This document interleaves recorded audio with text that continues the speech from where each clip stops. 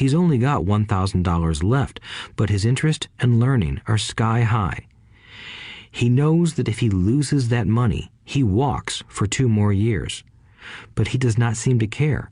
He even seems uninterested in getting a car because he's found a game that is more fun.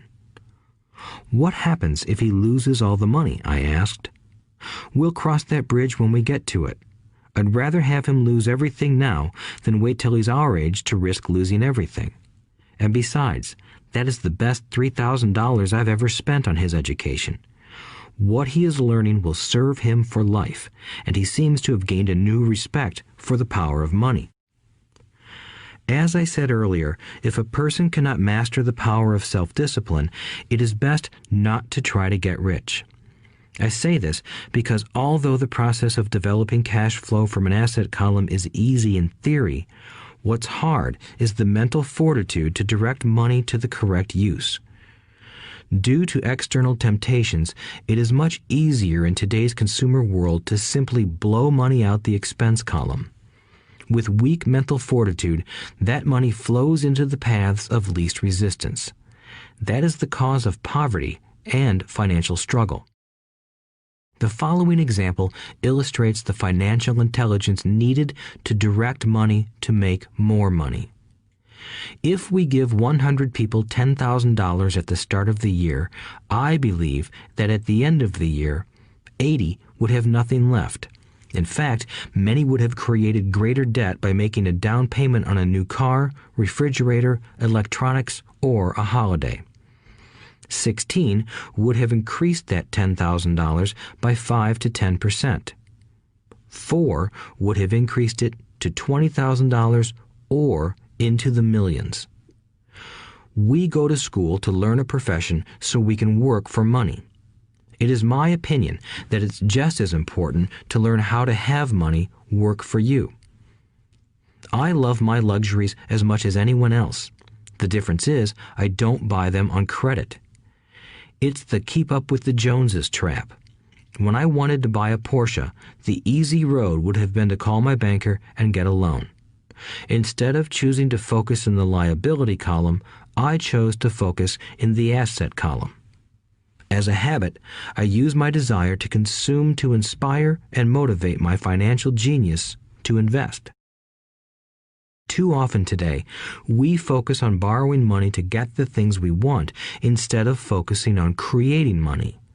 One is easier in the short term, but harder in the long term. It's a bad habit that we as individuals and as a nation have gotten into.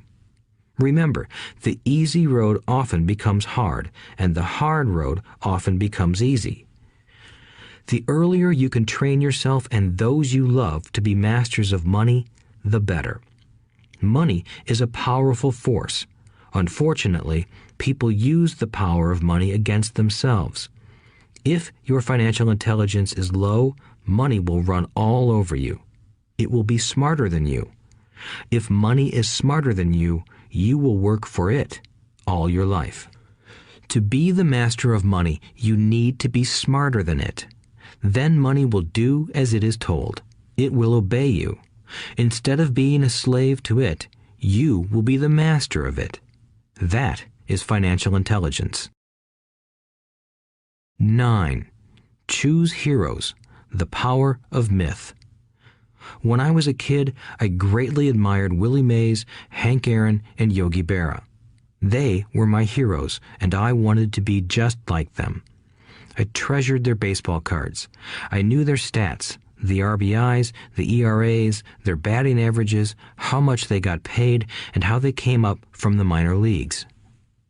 As a 9-year-old kid, when I stepped up to bat or played first base or catcher, I wasn't me. I pretended I was a famous baseball player. It's one of the most powerful ways we learn, and we often lose that as adults. We lose our heroes. Today, I watch young kids playing basketball near my home. On the court, they're not little Johnny. They're pretending to be their favorite basketball hero. Copying or emulating heroes is true power learning. I have new heroes as I grow older. I have golf heroes, and I copy their swings and do my best to read everything I can about them. I also have heroes such as Donald Trump, Warren Buffett, Peter Lynch, George Soros, and Jim Rogers. I know their stats just like I knew the ERAs and RBIs of my childhood